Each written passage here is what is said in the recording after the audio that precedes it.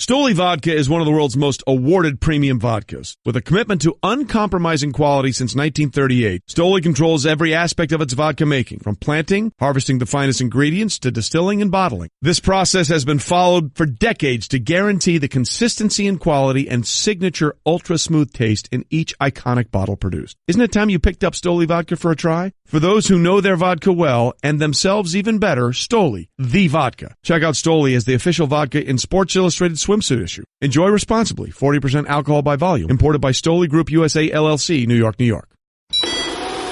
I'm a robot vacuum cleaner, so yeah, I got one gig. I suck up dirt, so pardon my inferiority complex about Geico, who does so much more. Like, not only could they save their customers money on car insurance, but they got fast and friendly claim service too, and an award-winning mobile app. Plus access to licensed agents 24/7. Who am I kidding? I can't even do corners. Uh-oh, choking hazard. Popcorn kernels. Geico. Expect great savings and a whole lot more. Golic and Wingo on ESPN Radio and ESPN2. I'm Jason Fitz in for Trey. Got some Golics here with me. Guys, first of all, that open was... Yeah, that was... In case something. anybody, again, Jason Fitz in for Trey. Jason was a fiddle player in the band Perry for a number of years, and that was his fiddle there doing the open. He was doing that a little bit yesterday, having some fun. He'll be back again next week to do some shows. We'll continue to make him pull the fiddle out, something he hasn't done in a while, but we don't care. Sounds weird when you say it like that. Well, yeah. And pull your fiddle out. Yeah. So, I mean, point. Nothing big happened yesterday. It was a very quiet day in sports. Nothing went at all. That's why I started watching the Olympics. Well, and I confessional. We can have another. It's just us Go girls on. talking, right? Admit it. We were talking about your favorite sport. You went to figure skating where everybody in the world fell last night. Everybody sat on the ice, but you came over to my sport, didn't you? I did. I curling was on, and I rolled my eyes, and I was like, "This is going to be an abomination." And then an hour later, I'm sitting there, and I want more of this. I want more curling. I'm not ready to say that I'm off my high horse of figure skating is the best, but I am willing to at least come back to the center of maybe I underestimated the riveting power of watching curling. See, I found out also this morning that curling is for the children, apparently. I was talking to Ray Netchie, who works on the show here with us as well, and said his one of his children was just absolutely locked in on curling, could not take their eyes off of it. So I think there is something oddly hypnotic. So parents out there, if you want to try this as well, use curling as a means of hypnosis for your children. When you're just watching the stone just glide down the ice, it's mesmerizing. But last night, man, got going. We had our brother-sister team, the mixed doubles, Matt and Becca Hamilton from Wisconsin. They were going to the last round, the eighth end. The eighth end, they were beating the Swiss team that was 2-0. They had a 4-3 lead. They were just looking for blocks, playing defense. If you're going to give up anything, only give up a point. Go to extra ends, I guess is that what they call it? I don't know. But it was the eighth end. They were in the last one. And their positioning, and the last stone, I said it's stone or rock. I'm not sure. It's a stone. The last stone that Becca threw, unfortunately missed its mark, opened up for the Swiss. Not only did they score 2 to win, they got 6. They beat us 9-4. Now, I mean, you're just playing for the one thing, and it's just the way it fell out at the end of that. At the end of that end, and then, but the best part was there was the post-match interview with Becca and with Matt. Not happy. They were kind of going at it like brother and sister throughout the match, and man, there was kind of some short answers in that one. I was like, wow. Curling, they're getting after it a little bit here. I'm remiss I haven't hit this yet. Pyeongchang, our Olympic sounder. It's my fault. It's the Olympic sounder there. Love it. Mike, would you and your sister, would you guys battle if one of you, if you felt like maybe your sister let you down in some Olympic curling? Oh, I mean, they'd have to have the dump button ready. There'd be so much open cursing. My sister is one of the strongest human beings I've ever met in my life, so she would probably put me near the verge of death. She's almost killed me before. And I have a feeling if I failed her publicly in the venue of curling, that it would probably be more of the same. She'd turn on the opponents as well. Nobody would be safe. She'd turn on everyone. She'd be like one of the, we see all the time in bowling when you get these big, colorful personalities. Yeah. It's kind of jarring because it's bowling. Yeah. Sydney would be that for curling, where there'd be a lot of swearing, very like overt gestures that you would have to blur out on TV. Yeah. She would probably do a lot for ratings and not a lot for the integrity of the sport. There you go. By the way, pretty much sums it up. We will be going live to Pyeongchang at 8:05 Eastern today. And Mike, you're a powerful man here. I like to think. I think maybe we could get a little area of campus sort of roped off, maybe freeze up a curling thing. I don't know what they call it. Yeah, sure. Yeah, a track. A track. Yes, we'll go with the track. I'd love to do it. Trey did it when we were out in Minnesota. He shot a piece with Larry Fitzgerald with it in curling, where Trey said it's harder than it looks, but Trey is about as unathletic as they come, so I didn't really take much out of that. Yeah, Oh, Jason, you're not very athletic? I mean, put a fiddle in your hand, you're okay, but have to do anything athletic, you struggle? I think the two of you could be a doubles team, right? And I'll just be the trash talker for the other team when they go in, because that's my skill. That is my skill. I think even better, the way I said that Rob Gronkowski in a movie role would make a great Wilson the volleyball in Castaway, you could make a great Stone in curling. We could just throw you. Just broom me Put around a handle the place on his back and shove him down the ice. Scoot you down the ice. You would try and give all the other Stones hugs at the end of the ice, though, on the target. And it would feel like a loving match. Anything for content. Wow. There were other things that happened in sports yesterday. Let's get to some of it. It's time for Off the Top Whether you like it or not, it's just beginning. with Golic and Wingo. The college basketball matchup we could not wait for last night. North Carolina rallied from down 12 points in the first half. They beat Duke 82-78. So how'd they do it? I'd say 3-point shooting. North Carolina made 11 3-pointers.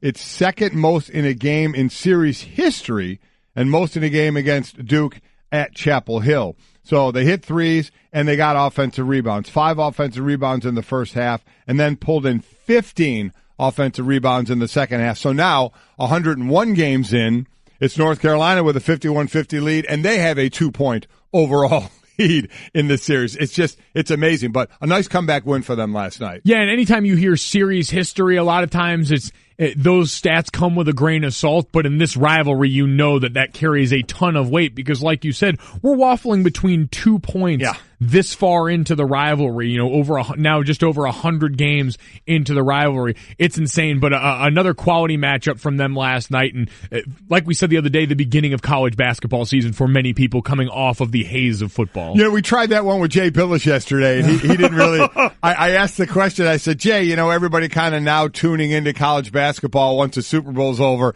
and man, what the sarcastic remark about, yes, nobody can multitask and get up and turn the channel of a TV. He kind of slapped me down a little bit on that one, that we had no ability to actually watch a couple of things on TV. I mean, listen, that's fine, and I feel for Jay because it's sport, but it's the reality. No one cares. It is a now. reality. That's true. By the way, we were curious about how experience would factor into that matchup in general. The Tar Heels had just 2 turnovers, tied for their fewest in school history in a game. That feels like experience matters there. So they get the win, and some big news in the NFL. Who would have thought? Off the Top. The 49ers signed Jimmy Garoppolo, maybe the most beautiful man in the NFL, to a 5-year, $137.5 million deal. Let me repeat that. 5 years, $137.5 million, giving him the highest average annual value in NFL history at $27.5 million a year. Is this kind of a slashy thing? Is that part for modeling as well, or is it just for football? I'm not sure. I know you talked about the 360 contracts the other day. Maybe that's what we're moving into because you have to worry about this guy. He is multi-talented. He is good-looking, rich, and lives in California. I hate Jimmy Garoppolo. I don't dislike him. I hate his guts. And for those of you that are going to just rant and rail about the money, just let it go, man. This is where we are. It's a quarterback position. I know it's only 7 games. 5 in San Francisco, 2 in New England, one of which he got hurt in, by the way. That brought Jacoby Brissett onto the field, and then he ended up getting traded to the Colts. He'll be the highest paid player until whenever Kirk Cousins signs. The interesting thing to me, to see the Ron Borges article in the Herald, he is talking about the thought that Tom Brady may sit out OTAs or brings that point up unless he gets an extension and money is up. Because he's always been that team guy, has Brady. But how about that? You know, when Jason and I were talking before you got in here, it's your backup who barely plays, gets traded, and now is making so much more money than you. If Garoppolo's 5 years, if this deal gets all the money in this 5 years, he'll have made more money in that time than Brady made in his 14 seasons. So maybe Tom's like, you know what? Maybe a little more should come my way. In an offseason, or in a season, I should say, where we've already seen a lot of very uncharacteristic Patriot moves, this would not be shocking for the timing to be now, where we've seen more behind the curtain from Tom Brady and company than ever before, that he would finally maybe balk a little bit at the idea of being the best and underpaid at his position. Maybe that finally comes to an end. Going to be interesting for the Jimmy G aspect of this as things continue to come out, how much of this is incentive-based, what all is built into this, because I have a feeling that this number, because we know with the life, you never see the life of these contracts. You hear the 3-year guarantee is somewhere around 90, and I think that's built in. We've heard 74.5 as well. So there's a middle ground to where this number is that I think is going to make this deal much more team friendly for 49ers. And they had a lot of room fans. too. They had a lot of room, and between Lynch and obviously Shanahan, the coach there, and Lynch, the GM, they had some room to make moves, and this obviously their first monster one. Can we just be honest? Brady now knows how the rest of the world feels. It's not often that he looks around and says, wait, that guy's younger, prettier, and now he makes more money than I do. I mean, welcome to America, Brady. That's just... You know what would be interesting is Aaron Rodgers. Oh, yeah. Yeah, that's going to be the one. Because that ain't a hometown discount kind of guy. And we can talk about Drew Brees and we can talk about Kirk Cousins, but Aaron Rodgers is the guy that you don't dispute ability, you don't dispute what he can do for a team, even with no one around him. He's got it all. Oh, yeah. So we're going to get back into that in a little bit, by the way. But we got a little tennis to cover. Off the top. All eyes will be on Serena Williams this weekend when she makes her much-anticipated return to competition as part of the United States Fed Cup team. Yeah, so the Fed Cup team, so she's had her first child, Alexis Olympia, in this Fed Cup team. It'll be her sister Venus, Coco Vandeweghe, Lauren Davis. Unknown right now whether Serena, remember she pulled out of the Australian Open, is going to play singles, doubles, both. But bottom line is we get to see her back on the court, get to see how she's going to be, and get to see how much everybody else, all the top women in the world, have to start worrying again if Serena's going like, oh my God, she looks like she has in the past. This is going to be tough for us again. Yeah, it goes back to that old saying that we always see in sports when people talk about getting to the championship level. Well, I want to beat the best and really feel like I've earned this championship. Do you? Yeah. Do you really? Because getting to that championship moment, I promise you, the trophy still looks the same years later. When you recount those stories to your grandkids, it still looks the same later. You know what doesn't look the same? The trophy that's not there because Venus and Serena have been winning them all. Isn't that one? To me, that's one of the great lies. When you hear the guy say, or even in team sports, when, hey, you won that game, but this running back wasn't there. So what? Yeah, I mean, Mike, I don't care. Don't care. What do I care? Yeah, congrats. He wasn't there. Our guy was. We won the game. Yeah. This is way better. Right. You played for a national championship. If the entire Alabama team had gotten the flu and that's how you won, would you care today? We were supposed to play Kansas State in that game if they don't just lose a dumb game. Don't think I've forgotten about that Kansas State. You guys lose a stinker to a bad Baylor team that year and keep us from waxing you in the title. Not to bring back, a sore subject, but that was the same that Oregon and Kansas State both lost. We all watched it together, and we all thought, oh, my God, how great this is. How short a time it sunk in that said, oh, God, Alabama's there now. Yeah. We said all the right things. I don't want to. If you gave me the choice between the two, I don't want to play that team. I don't want to play Serena Williams. I don't want to play Alabama. Give me Kansas State. Give me no names. Oh, and to some NBA news. Off the top. An NBA doubleheader tonight on ESPN with both games, Clippers, Pistons, and Timberwolves, Bulls, featuring a star facing his former team for the first time. Yeah, you look at Blake Griffin in that trade. He went to Detroit. They're 5-0 since he got there. Now he's played in 4 games. So in the games he's played in 4-0, going against his former team. Again, he got traded there. So I think we thought the purge was coming, but no other trade. Jordan is still there, and obviously Lou Williams got the deal the other day. And then the other one, Jimmy Butler, returns to Chicago. Now that's one of those that you look at that worked from both ends. Zach LaVine and Chris Dunn go over in the trade to Chicago, and the 7th pick, which turned into be Lauri Markkanen, who turned out to is doing very well. So Chicago has 3 good building blocks there, and Jimmy Butler in with Karl Anthony Towns. So I think that's one where both sides should be kind of pretty happy with how it all went. Yeah, I would agree. It's going to be very interesting as we see a lot of, and this is what Woj, I called Woj a little bit of a liar yesterday because he really undersold what was going to happen at the deadline. But when you look around at a lot of the teams with these building blocks, a lot of the smaller moves made, I think we're in the interest of doing just that, of creating environments where things like that could flourish. That is Off the Top on Golic and Wingo, ESPN Radio and ESPN2. A reminder that we have Saturday NBA primetime games on ABC. Tomorrow night, it's the Spurs taking on the Warriors in Golden State at 8:30 p.m. Eastern. It's brought to you by AutoZone. Get in the zone, AutoZone. And you mentioned Woj.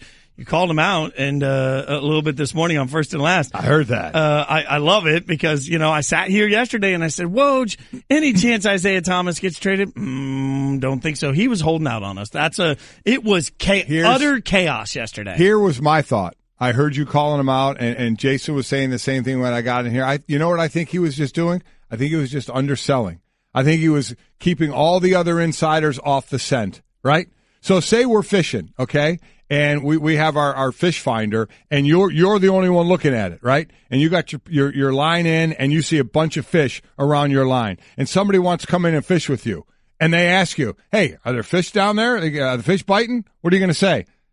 Nothing really down there. Not a whole lot going on. So he moves on. You get to catch all the fish. So I think Woj is just saying, not really sure what's going on here. Knowing in the back of his head, there's some stuff going on here, but I'm going to keep all the other insiders off the scent. What do you think about that?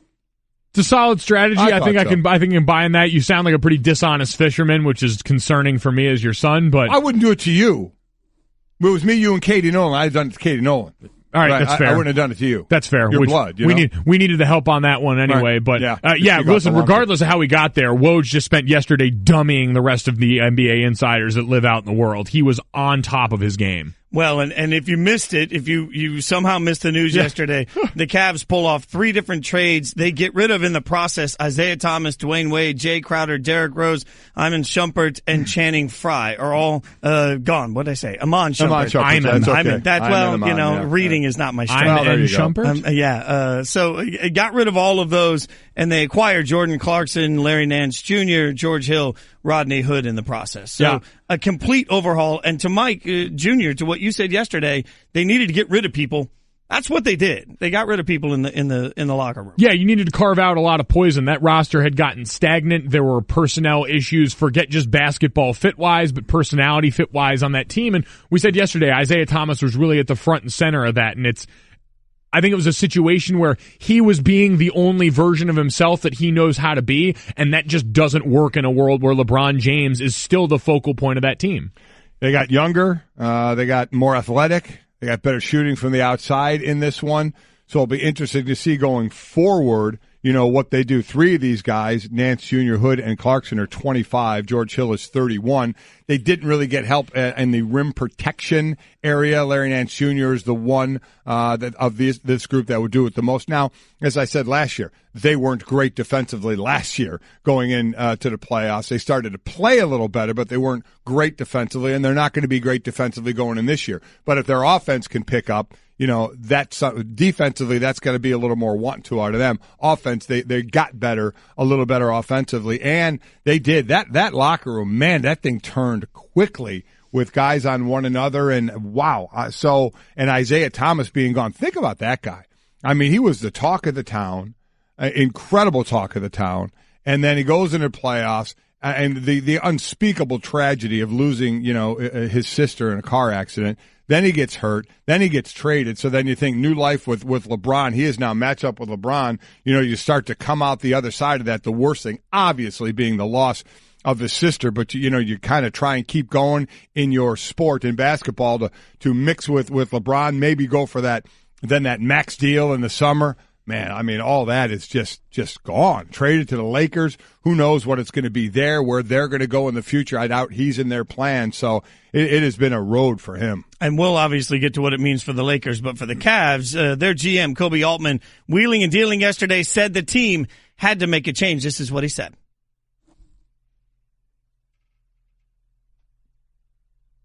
we wanted to be patient, and we wanted to see this thing work out. And we were excited about what we had at the beginning of the season on paper, the depth and the experience and the talent level. But we were really worried that what was going on the floor and sort of our culture in the building, that we were going to march. We were marching a slow death, and we didn't want to be a part of that. And so, with the window we have with LeBron and with this team, we figured now is the time to do something.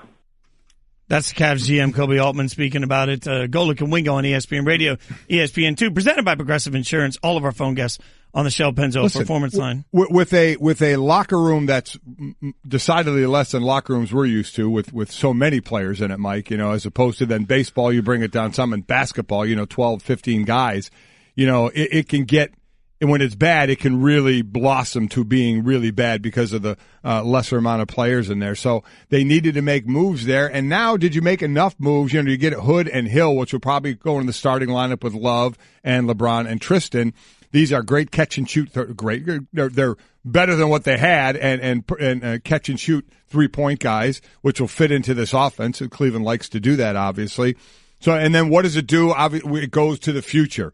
Will this be enough for LeBron to see where they can go this year? They still have that pick from Brooklyn, which right now would be around a 6. Maybe it'll get a little better to either pick somebody or use that in a package deal to get another big-time player if LeBron wants to stay, or I guess even if he's going to go. But makes it somewhat enticing, though it is that way on the left coast as well with the Lakers of what they're opened up to do as well. Yeah, I think this is all result-driven. If the Cavaliers go on and not only get to the finals but can be competitive there, I think if they get blown out by Golden State, there's still a chance that LeBron looks at this and says, well, it's time to jump ship, then that could possibly happen. But you got guys, and I heard a lot of our analysts talk about the fact that it takes a certain personality fit to be with LeBron James. You have to be sort of deferential. And even when he played with his friends in Miami, with Dwayne Wade, a guy he was super close with, who also got sent back to Miami in this round of trades, even there, Dwayne Wade, before they were successful, had to kind of relinquish his alpha status with that team. We saw that to an extent. That's why Kyrie Irving ended up jettisoning himself from this team, because he was no longer content in that role. You've got to have guys that are willing to play under that thumbprint. And sort of the same way you get aging veterans that join the Patriots, hungry to latch onto this championship model because they've never been there and they want a part of that life. You've got young guys now that I think look at LeBron with a little more awe than the guys that have been around there, have been familiar with him, and have maybe grown tired of the act a little bit. So I think that renewed dedication to him as the center of the Cavalier universe, at least for now, is something that's really the only way this team was going to operate at the level it needs to. I understand the argument they got younger, more athletic, and better at shooting, but I will say going into last night, they were number 3 in the league in 3-point attempts. They were number 2 in the league in 3-pointers made. I don't understand how getting better offensively makes up for the defensive deficiency that George Hill is going to be. Going to, but again, they were bad defensive last year, so they're going to try and do this offensively. We'll see how it fixes everything. But coming up, Isaiah Thomas's value has plummeted in the last 6 months, but there's a football player whose value has skyrocketed in that same time frame, and he got paid yesterday. Golic and Wingo. I'm Jason Fitz in for Trey. Jimmy G got paid, and it's time for us to sound off on it, which is brought to you by ADT. Considering home security, consider this. For 140 years, ADT has helped stop more crime than any other home security company. Visit ADT.com to learn more. So you just heard it in the update there, $137.5 million on this contract for Jimmy G. Mike, that number stunned me. Yeah. It is a stunning number. Again, when you see a deal like that, we don't see any of the other things with it, signing bonuses, incentive, things like that. But it's still a monster deal. What everybody's going to say is, how can you be the highest paid guy starting 7 games? 5 last year for San Francisco, where he looked really, really good, obviously. 2 games in when Tom Brady was serving his 4-game suspension. Garoppolo started the first 2 games, got hurt in the second game. That's when Jacoby Brissett came in. So this is what we have to look at Jimmy G, and he got 5 for 137. So there are going to be people that lose their mind for this. There are some people that are sold that think he's going to be great. I'm going to say, let me give it a little more than that. Those looked really good. I'm not ready to put the gold jacket on yet, but it's certainly going in the right direction. And for a program that has the money to spend, has a GM and a coach going into their second of 6 years on the contract, getting a young quarterback and having that set, and now you can start to build around that. The model looks pretty good now in San Francisco. Yeah, I think John Lynch and company are putting on a clinic of how to set a foundation right now, and so much of what we do and how we judge is result driven, and this comes up whether it's teams going for it on fourth down and when they choose to do that or going for two, is our acceptance or denial of that is based on the success or failure. That shouldn't be the case with this. We should still look at this and say, this is the proper way to go about it. They're executing business in the way that you need to set yourself up right.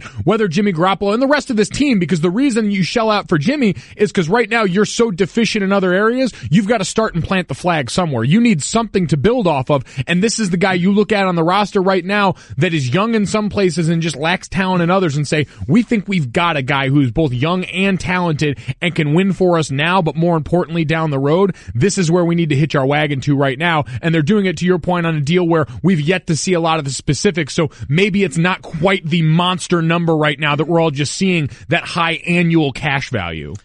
We're all friends here, right? Yes, I would think so. If we, Mike's vacillating.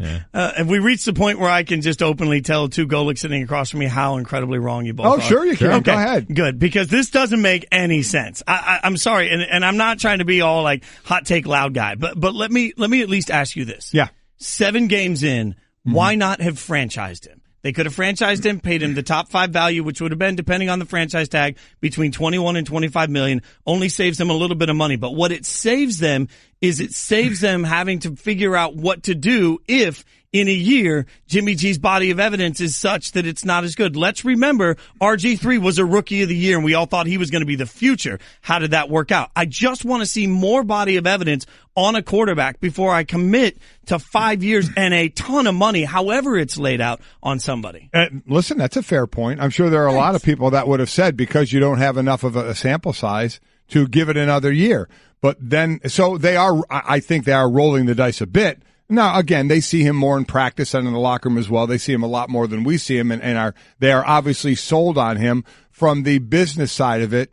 Not doing that year of franchise. If you do that year, now you set yourself up for another year. Okay, what do we do next year? They're kind of setting, just like you said, Mike, they're kind of setting the base now, the foundation to build from that. If they franchise him, you got to wait another year to do that before you get into that, in that big guaranteed money.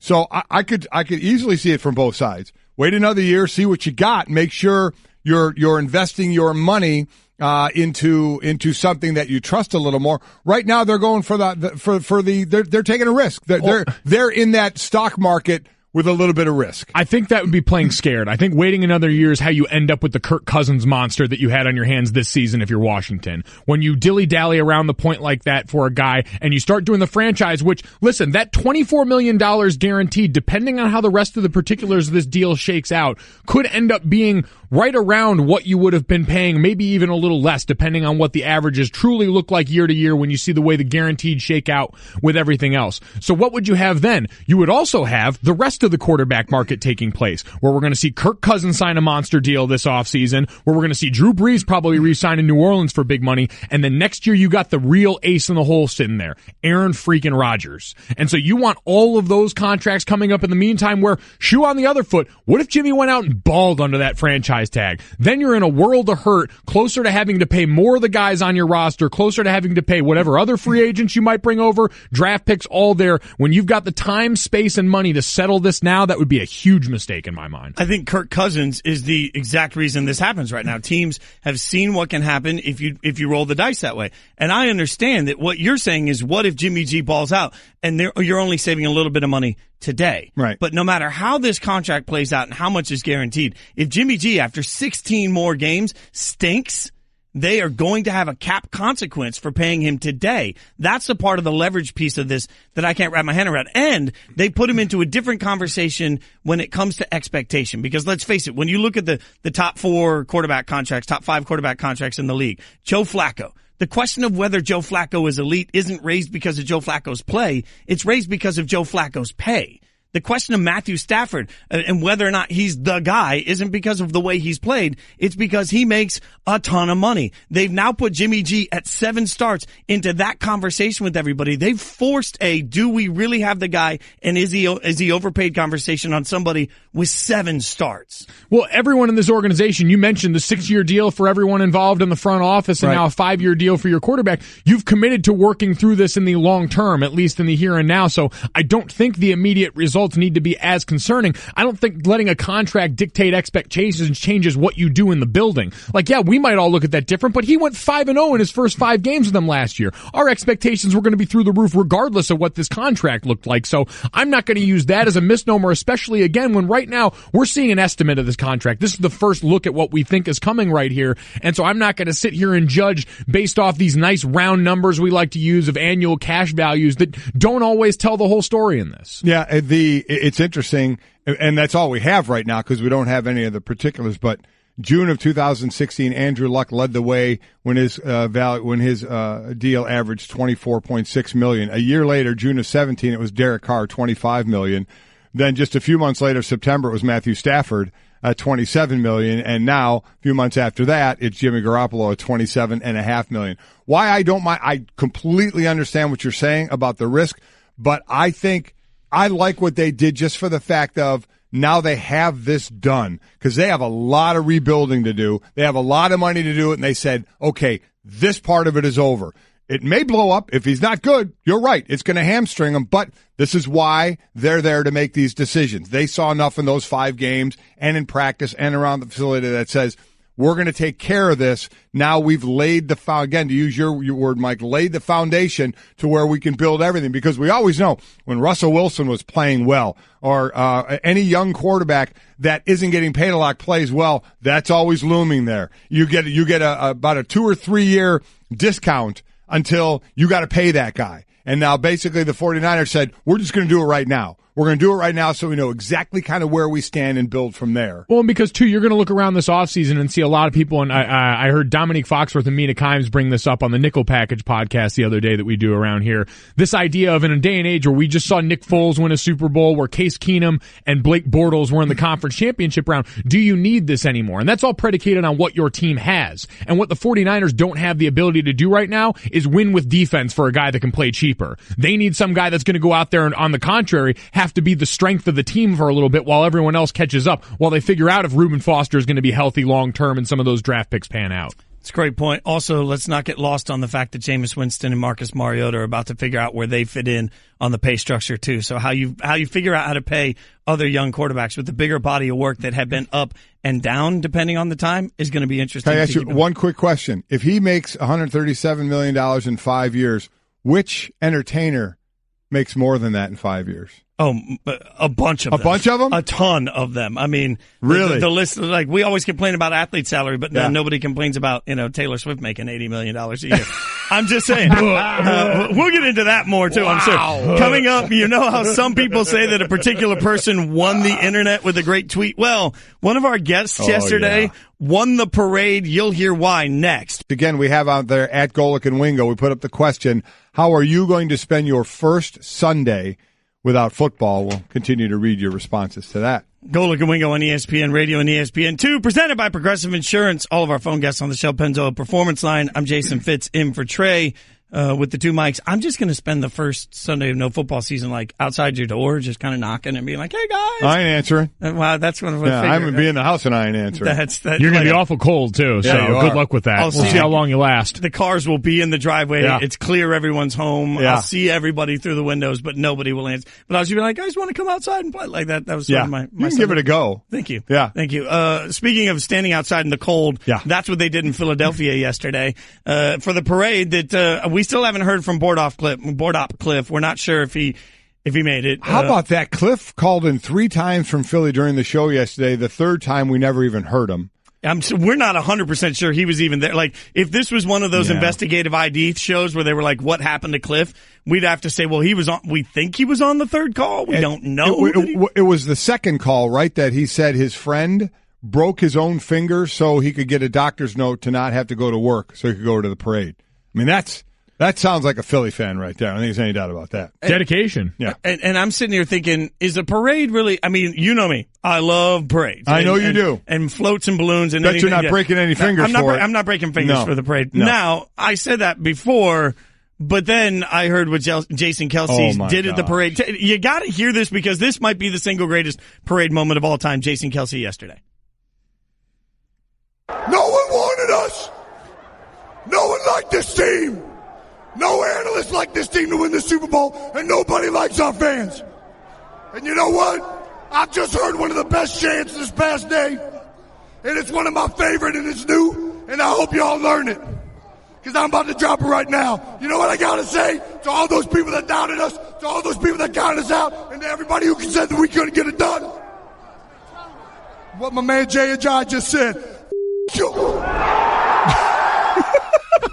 First of all, that sounds like a straight up WWE promo, right? Like he's cutting pro promos. Wrestler all day. Oh my gosh. And then he went through every one of his teammates saying why nobody believed in them, talking about the shortcomings or of all his team. He was going off. He was fantastic. Got a little bit too real. You guys have Lane Johnson and Brandon Graham coming up on the show later, right? Yeah. Like it was one of those things where it got whittled down a little bit, where jokes get so specific that there's too much truth in them. Yeah. And all of a sudden it's Lane Johnson can't stay off the juice, and Lane's back to, all right, man. Whoa, wait a minute. Chill with that. I lost game checks for that. Yeah. Brandon Graham was drafted too high. It's like no one said that. Yeah, no like, one tell me said how do you really feel? No one said that except you, Jason. Yeah, I mean, exactly. Yeah. Bo Allen's not a scheme fit. Like, hold up. Like, yeah, and he went through every single player on the offensive defensive side, talking about what he felt an analyst or one of the experts were saying about that person of why they were underdog. Let me tell you, he was on fire though. That dude, and he had on the wacky outfit, which you called a demonic. Looked like a demon leprechaun. A leprechaun, and you didn't know. Now I knew in Philly with the mummers out there that was the outfit. But I heard somebody on your show. The mummers. The mummers. There's a mummers parade held each year. New Year's Day in Philly, and the mummers are just, they dress very loud, and no, I heard some guy on your show say, even if you're not in Philly, you should know that. I wouldn't have known that if I didn't play in Philly. I mean, I don't think a lot of people Is know this that. some group that would, like, take offense? Like, is there some rich cultural history around the mummers that I don't know about? They've been around a long time. I only know that because I spent 6 years of my 9 years in Philadelphia playing, so I did get to know about the mummers, and that's what he was dressed like. That is some Straight Talk, brought to you by Straight Talk Wireless, nationwide coverage on America's largest and most dependable 4G LTE networks. If I dress like a mummer in Philly, can I just go out to dinner that way? Like, can I go to Wawa? Oh, yeah. People will just look at you and say, oh, he's dressed like a mummer. Yeah. I wonder if he is one. That's spectacular. I did find out last night, by the way, I have been to a Wawa. I just didn't know. See that? So I down in Florida, I went with some buddies, and I remember we did go get a really excellent hoagie. And he was like, yeah, that was a Wawa. So I stand corrected. There you go. Listen, you've already gone from band to sports talk radio. Now we've got your next career as a mummer already picked out. That's exactly right. I really thought it was just sort of a Philly Green take on like an Aladdin costume. I did not realize. You go Aladdin, you went demonic leprechaun. It was something. And let me tell you what. Nobody was stopping Jason Kelce from doing anything in that parade. That dude was going off, and he did have that WWE voice about him as well. That was something else. He was fun to listen to. Yeah, I think there's a real future there in pro wrestling. He doesn't even have to change. He can just walk straight into the ring. Oh, he's already as psycho, a mummer so and do the whole read that way. It's spectacular stuff by him. And by the way, for you guys watching on TV, that's what he was wearing when we talked to him yesterday. So coming up, a lot of people smiling at a contract yesterday, trade deadline, and the last person that would ever give up a margarita on Golic and Wingo.